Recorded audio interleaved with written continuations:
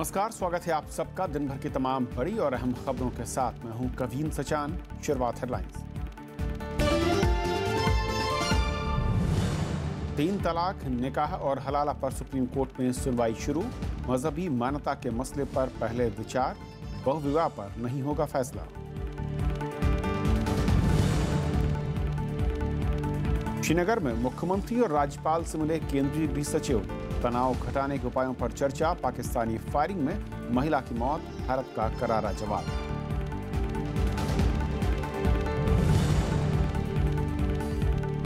Justice Karnan की supreme court में याचिका। अवमानना का दोषी ठहराने वाला आदेश रद्द करने की मांग। वकील ने कहा चेन्नई में है जज।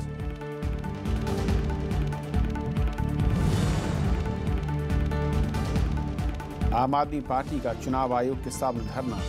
ईवीएम मुद्दे पर सर्वदलीय समिति बनाने की मांग। चुनाव आयोग की बैठक कल।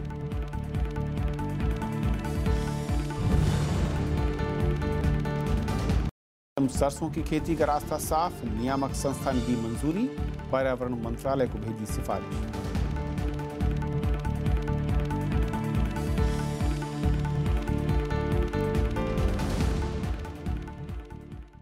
पहली खबर में आज हम बात करेंगे 3 तलाक पर सुप्रीम कोर्ट की सुनवाई की, लेकिन उससे पहले जम्मू कश्मीर की बात। पाकिस्तान की ओर से जम्मू के नौशेरा सेक्टर में आज संघर्ष विराम उल्लंघन हुआ, जिसका भारतीय सेना ने मुंहतोड़ जवाब दिया। इसके बाद पाकिस्तान ने इस्लामाबाद में भारत के उप उच्चायुक्त जेपी सिंह को तलब किया। इधर कश्मीर के हालात का जायजा लेने श्रीनगर पहुंचे केंद्रीय गृह सचिव राजीव महर्षि ने राज्यपाल NN वोहरा, मुख्यमंत्री महबूबा मुफ्ती और अधिकारियों से मुलाकात की। कश्मीर घाटी में बढ़ती आतंकी हिंसा और पत्थरबाजी की घटना के बीच केंद्रीय गृह सचिव राजीव महर्षि गुरुवार को श्रीनगर पहुंचे। उन्होंने सबसे पहले मुख्यमंत्री महबूबा मुफ्ती से मुलाकात की। इस दौरान कश्मीर के मौजूदा हालात पर चर्चा हुई। इसमें केंद्र की ओर से उठाए जा रहे कदमों और राज्य की जरूरतों पर बातचीत हुई। बाद में केंद्रीय गृह सचिव ने राज्यपाल NN वोहरा से मुलाकात की और राज्य की आंतरिक सुरक्षा पर बात की। केंद्रीय गृह सचिव ने पुलिस, खुफिया एजेंसियों और राज्य के अधिकारियों के साथ भी बैठक की। कश्मीर में पिछले महीने पुलवामा में सुरक्षा बलों की सख्ती के विरोध में छात्रों का प्रदर्शन थम नहीं रहा है।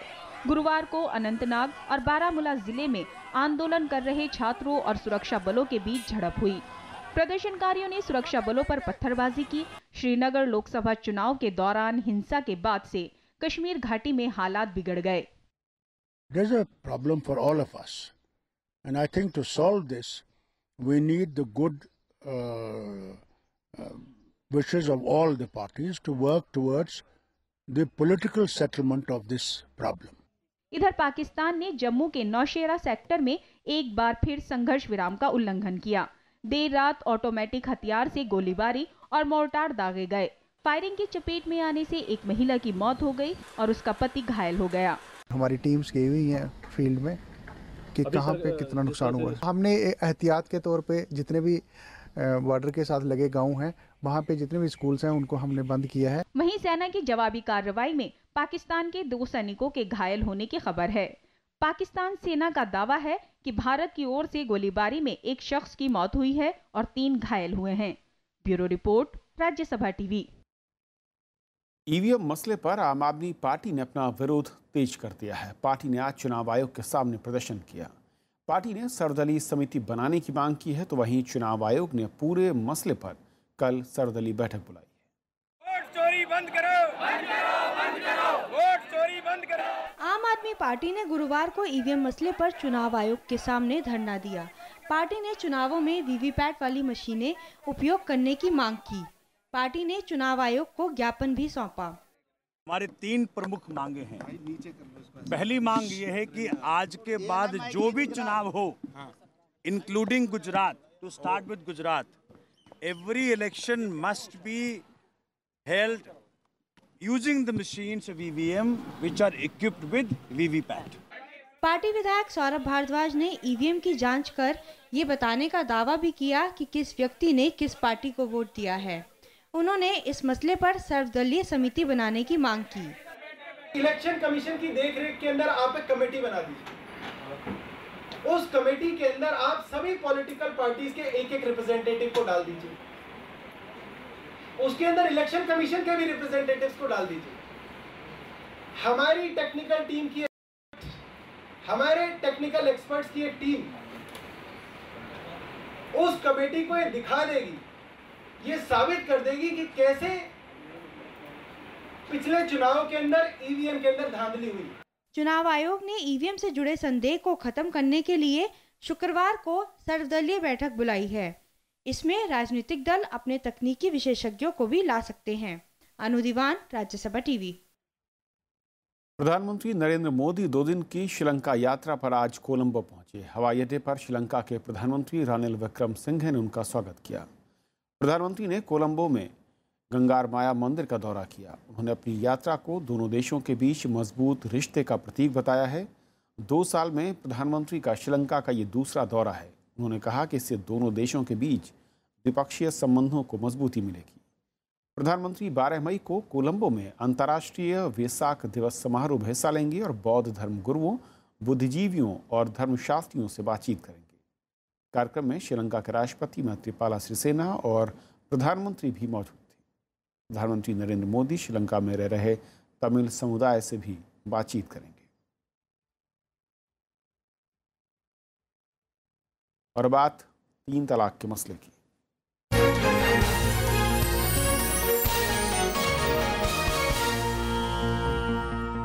तीन तलाक पर आज से सुनवाई शुरू करते हुए सुप्रीम कोर्ट ने साफ कर दिया है कि इस मामले में केवल मानवाधिकार और कानूनी पहलू पर ही विचार किया जाएगा।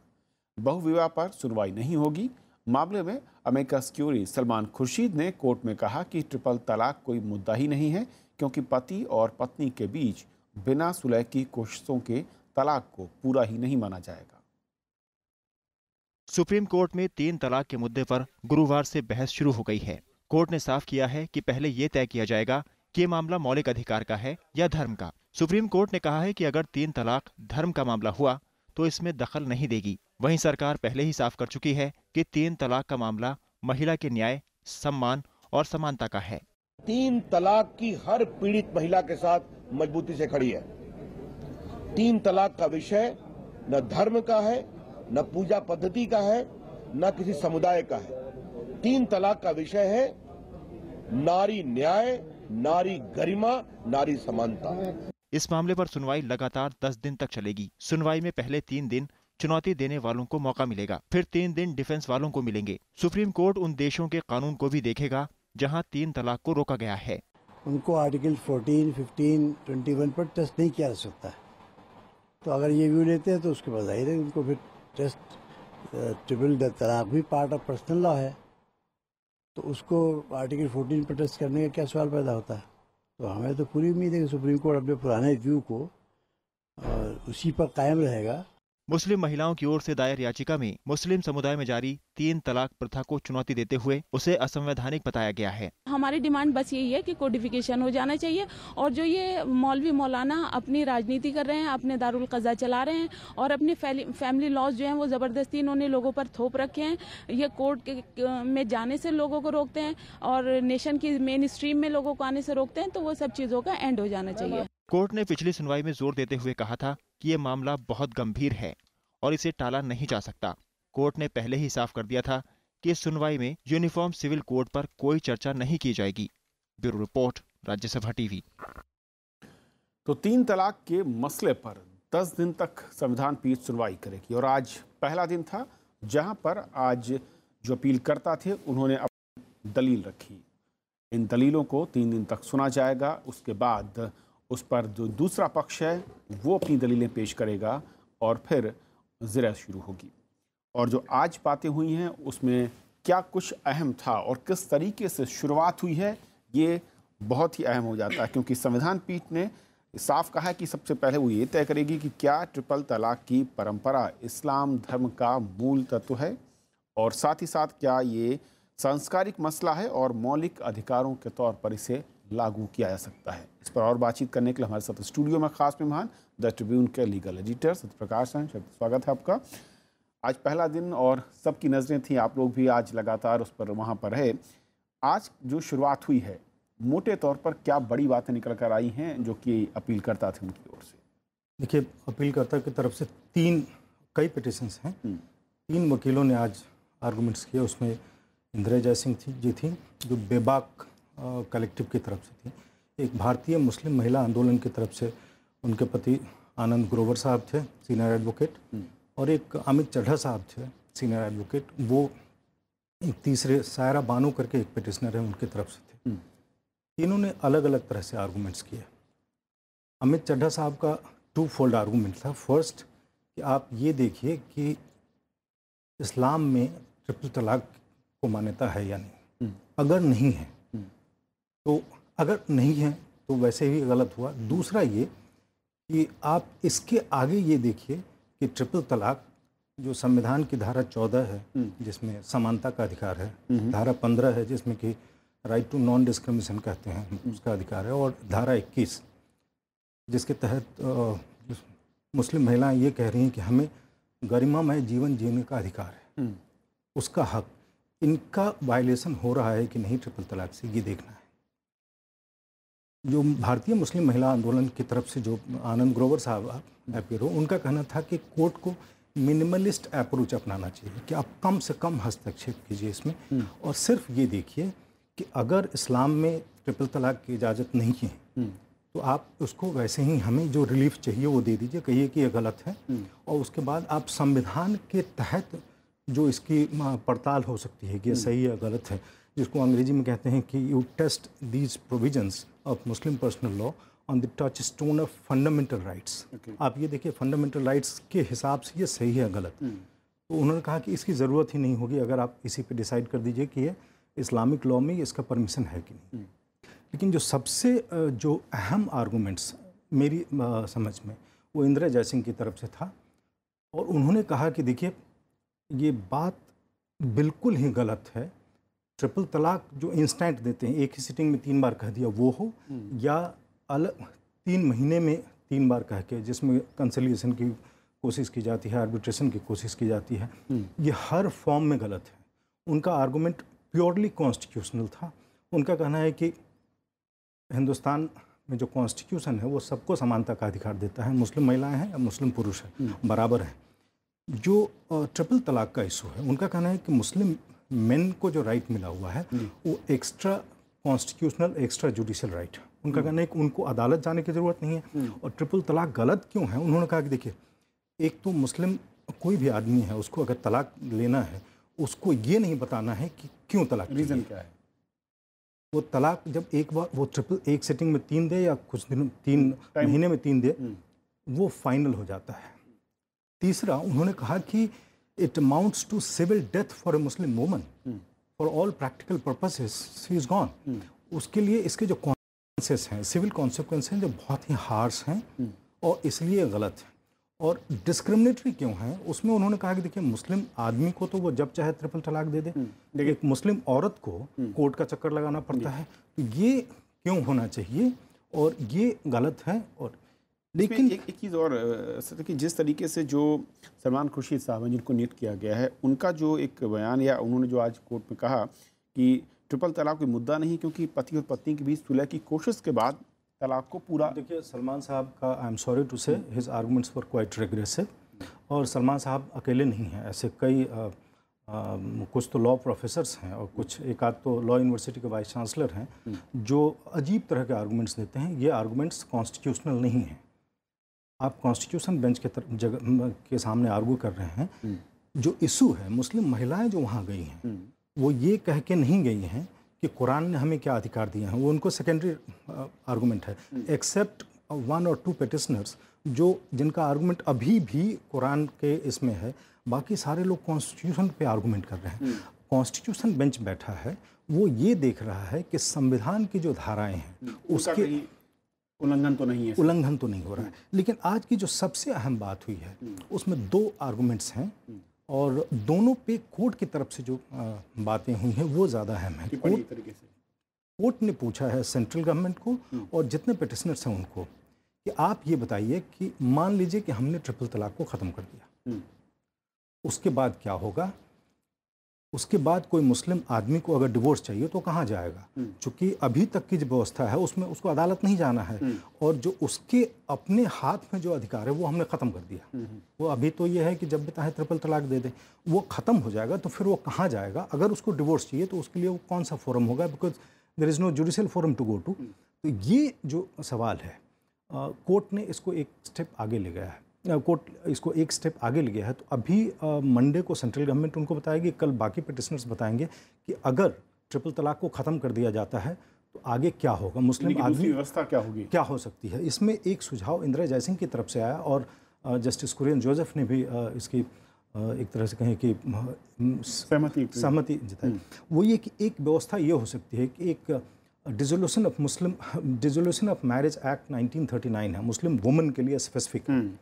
उसमें जो भी प्रावधान है, इंदिरा जयसिंह जी ने कहा कि उसको जो मुस्लिम वुमन के लिए है उसको जनरल न्यूट्रल कर दीजिए। जहाँ पे मुस्लिम वुमन लिखा है वहाँ पे मुस्लिम पर्सन लिख दीजिए, तो जनरल न्यूट्रल हो गया। और जहाँ मुस्लिम महिला जा रही है जिस ग्राउंड पे डिवोर्स के लिए, उसी तरह के ग्राउंड्स पे मुस्लिम आदमी भी डिवोर्स सीख कर सकते हैं। लेकिन कोर्ट ने एक चीज़ पॉइंट आउट किया। कोर्ट ने कहा कि देखिए उसमें अधिकांश जो ग्राउंड्स हैं वो वुमन स्पेसिफिक हैं, सैनिटी एंड क्रुएल्टी को छोड़ के बाकी वुमन स्पेसिफिक ग्राउंड्स हैं। लेकिन इस पर चर्चा हो सकती है, ये बात है। दूसरी जो अहम चीज़ थी वो एक जो मेन आर्गूमेंट्स है मुस्लिम पर्सनल लॉ बोर्ड का, कि मुस्लिम law is not a law with in the meaning of article 13। ये लॉ है ही नहीं, इसलिए पार्लियामेंट भी टच नहीं करेगा, अदालत भी टच नहीं करेगी। इसको कोर्ट ने बहुत एक तरह से कहें कि बहुत आसानी से सुलझा दिया। कोर्ट ने कहा कि देखिए जो एक शरीयत एप्लीकेशन एक्ट 1937 है और ये मुस्लिम डिसोल्यूशन ऑफ मैरिज एक्ट 1939 है। कोर्ट ने कहा कि दोनों ही इनैक्टेड बाय लेजिस्लेचर हैं। अगर लेजिस्लेचर के बनाए हुए लॉ हैं तो they are called statutes, they are statutory provisions and hence they are subject to constitutional provisions. तो इसको कोर्ट ने रिजॉल्व कर दिया है एक तरह से थियोरेटिकली, फाइनल वर्डिक्ट तो बाद में आएगा। ये दोनों आज की मेरे ख्याल से अहम चीज़ें हैं। और कल सुनवाई फिर चलेगी और हो सकता है कि सैटरडे संडे को भी सुनवाई चले। और वेकेशन में, समर वेकेशन में सुनवाई चल रही है। इससे इस बात की अहमियत का पता चलता है कि अदालत कितने। और एक चीज़ और बार बार बीच में आ रहा था कि आप पार्लियामेंट पे छोड़ दीजिए, पार्लियामेंट जो करेगा नहीं कर। लेकिन कोर्ट ने ये भी कहा कि देखिए इसके पहले भी इस तरह के मुद्दे पार्लियामेंट पे छोड़े गए हैं, पार्लियामेंट ने कई बार कुछ किया नहीं है। और लोग जब हमारे पास आए हैं तो हमें फैसला देना चाहिए, इस मामले का निपटारा करना चाहिए। प्रकाश, बहुत बहुत शुक्रिया आज का, जो आपने कोर्ट के अंदर जो तमाम चीज़ें हुई उसको सामने रखा है। और ये सुनवाई जैसे कि हम लगातार कह रहे हैं कि अगले कुछ दिनों तक रहेगी और वहाँ से जो बातें सामने आएंगी वो आपको हम लगातार पहुँचाएंगे। फिलहाल बहुत बहुत शुक्रिया आपका इस पूरी बातचीत के लिए। और फिलहाल एक ब्रेक, और ब्रेक के उस पार कुछ और बड़ी खबर।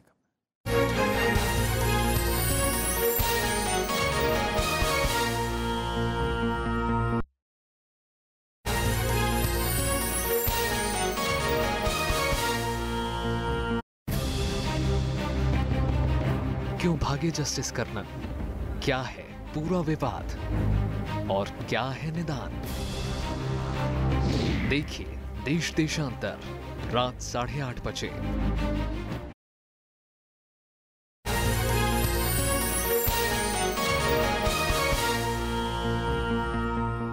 बीएसपी से निकाले गए नसीमुद्दीन सिद्दीकी ने आज पार्टी प्रमुख मायावती पर कई आरोप लगाए। नसीमुद्दीन ने कहा कि मायावती अल्पसंख्यकों के बारे में अच्छी राय नहीं रखती हैं। उन्होंने कहा कि मायावती अपने मुकाबले में पार्टी में किसी को भी खड़ा होने नहीं देना चाहती। वो किसी और दलित को मुख्यमंत्री बनते भी नहीं देख सकती। नसीमुद्दीन ने आरोप लगाया है कि मायावती ने पार्टी के लिए पैसे की उनसे मांग की थी।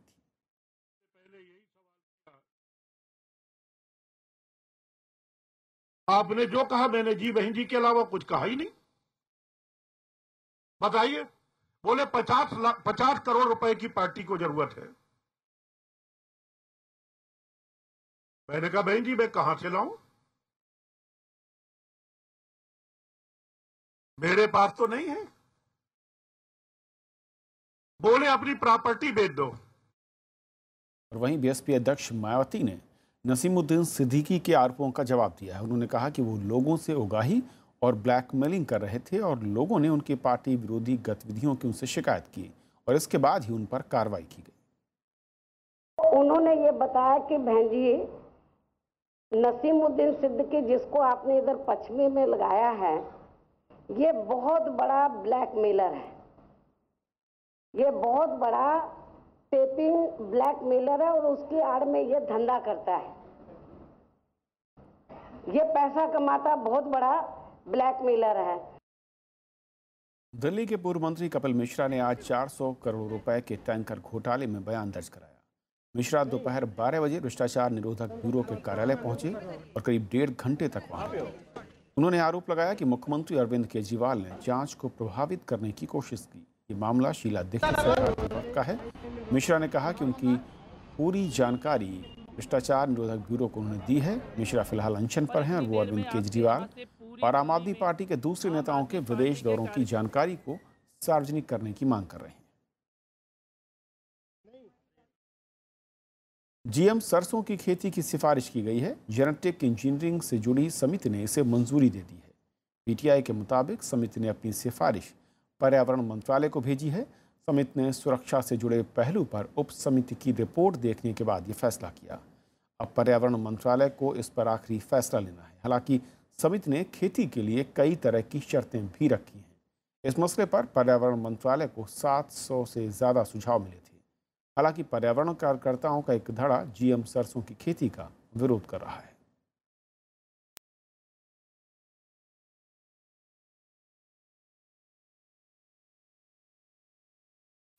राजस्थान के भरतपुर में हुए हादसे की जांच के आदेश दिए गए हैं। बारात घर के मालिक पर मामला दर्ज हुआ है। हादसे में 25 लोगों की जान गई। उधर मध्य प्रदेश के जबलपुर में हुए सड़क हादसे में 11 मजदूरों की मौत हो गई। भरतपुर का ये बारात घर पूरी तरह मलबे में तब्दील हो चुका है। बीती रात आंधी और बारिश के चलते दीवार गिरने से 25 लोगों की जान चली गई। हादसे के वक्त यहाँ शादी कार्यक्रम चल रहा था। पुलिस ने मालिक के खिलाफ मामला दर्ज कर लिया है। बारात घर बिना लाइसेंस के चल रहा था। तेज अंधड़ और बारिश की वजह से लोग उस दीवार में सहारा लेने के लिए गए और वो पूरी दीवार जो करीब 80-90 फीट की थी, वो दीवार ही उनके ऊपर गिर गई। प्रधानमंत्री नरेंद्र मोदी ने हादसे पर दुख जताया है। उन्होंने मृतकों के परिजनों के लिए 2-2 लाख रुपए और घायलों को 50-50 हजार रुपए की मदद का ऐलान किया है। राज्य सरकार ने जांच के लिए 3 समितियां बनाई हैं। पहली समिति हादसे की जांच करेगी, दूसरी समिति सभी बारात घरों में सुरक्षा मानकों की जांच करेगी, तीसरी समिति घायलों के उपचार में लापरवाही के आरोपों की तहकीकात करेगी। तीनों कमेटियों की रिपोर्ट आने के बाद यदि कहीं पर ऐसा लगा कि कहीं कोई लापरवाही की गई है, कहीं पर कोई कमी खामी रही है, तो उसको दुरुस्त करेंगे। उधर मध्य प्रदेश के जबलपुर में सड़क हादसे में 11 मजदूरों की मौत हो गई, जबकि 15 घायल हो गए हैं। हादसा उस वक्त हुआ जब ट्रक ड्राइवर ने नियंत्रण खो दिया और गाड़ी पुल से जा टकराई। मुख्यमंत्री शिवराज सिंह चौहान ने मृतकों के परिजनों को 1-1 लाख रुपए मुआवजे का ऐलान किया है। Bureau report, Rajya Sabha TV. मुख्य आर्थिक सलाहकार अरविंद सुब्रमण्यम ने भारत की रेटिंग न बढ़ाने की आलोचना की। उन्होंने कहा कि भारत और चीन को रेटिंग देते वक्त वैश्विक रेटिंग एजेंसियां असंगत तरीका अपना रही हैं। उन्होंने बताया कि आर्थिक गतिविधियों में सुधार के बावजूद भारत की BBB नेगेटिव रेटिंग नहीं सुधरी है, जबकि चीन की आर्थिक गतिविधियों में जोखिम के बावजूद उनकी रेटिंग बढ़ाकर A नेगेटिव की गई है। एजेंसियों ने भारत को निवेश श्रेणी के निचले पायदान पर रखा है। इससे वैश्विक बाजार से कर्ज मिलना महंगा हो जाता है, क्योंकि निवेश को जोखिम से भरा माना जाता है। पिछले सप्ताह आर्थिक मामलों के सचिव शक्तिकांत दास ने कहा था कि रेटिंग एजेंसियां जमीनी सच्चाई से वाकिफ नहीं है। नेशनल ग्रीन ट्रिब्यूनल ने आज DDA को कड़ी फटकार लगाई। DDA ने एक्सपर्ट समिति की रिपोर्ट पर सवाल खड़े किए थे। समिति ने आर्ट ऑफ लिविंग के कार्यक्रम को यमुना को नुकसान का आकलन किया था और NGT ने कहा कि जीवन भर पर्यावरण के लिए काम करने वालों की रिपोर्ट पर DDA को सवाल उठाने का अधिकार नहीं है। NGT ने इस मसले पर कार्रवाई की चेतावनी भी दी। DDA ने कहा कि वो सिर्फ समिति के निष्कर्षों और उपयोग में लाई गई तकनीक पर सवाल उठा रहे हैं। समिति के मुताबिक यमुना के आसपास जैव विविधता को फिर से बहाल करने के लिए 42 करोड़ रुपए खर्च होंगे। दक्षिण कोरिया के नए राष्ट्रपति मून जाए-इन ने उत्तर कोरिया के मसले पर आज चीन और जापान के नेताओं से बात की। चीनी राष्ट्रपति से बातचीत में दोनों ने उत्तर कोरिया को परमाणु हथियार हासिल करने से रोकने को एक साझा लक्ष्य बताया। उन्होंने जापान के प्रधानमंत्री से बात कर रिश्तों की मजबूती पर जोर दिया। इससे पहले मून ने अमेरिका के राष्ट्रपति डोनाल्ड ट्रंप से भी बात की थी। इस दौरान दक्षिण कोरिया में तैनात अमेरिकी मिसाइल रक्षा प्रणाली पर चर्चा हुई, जिसका चीन विरोध कर रहा है। पाक और ईरान ने तनाव के बीच संयुक्त सीमा आयोग गठित किया है। द्विपक्षीय मुद्दों को हल करने के लिए इसका गठन हुआ है। दोनों पक्षों के 4 सदस्य होंगे। आतंकवादियों के साथ संघर्ष में ईरानी सीमा प्रहरी मारे गए थे, जिसकी वजह से दोनों देशों के बीच तनाव है। पाकिस्तान ने कल ईरान के सेना प्रमुख के बयान पर चिंता जाहिर कर ईरान के राजदूत को तलब किया था। वहाँ के सेना प्रमुख ने कहा था कि अगर पाकिस्तान आतंकियों को नहीं रोकता तो तेहरान पाकिस्तान में आतंकवादियों के ठिकानों पर हमला भी कर सकता है। तो खबरों के आज के सफर में इतना ही। नमस्कार।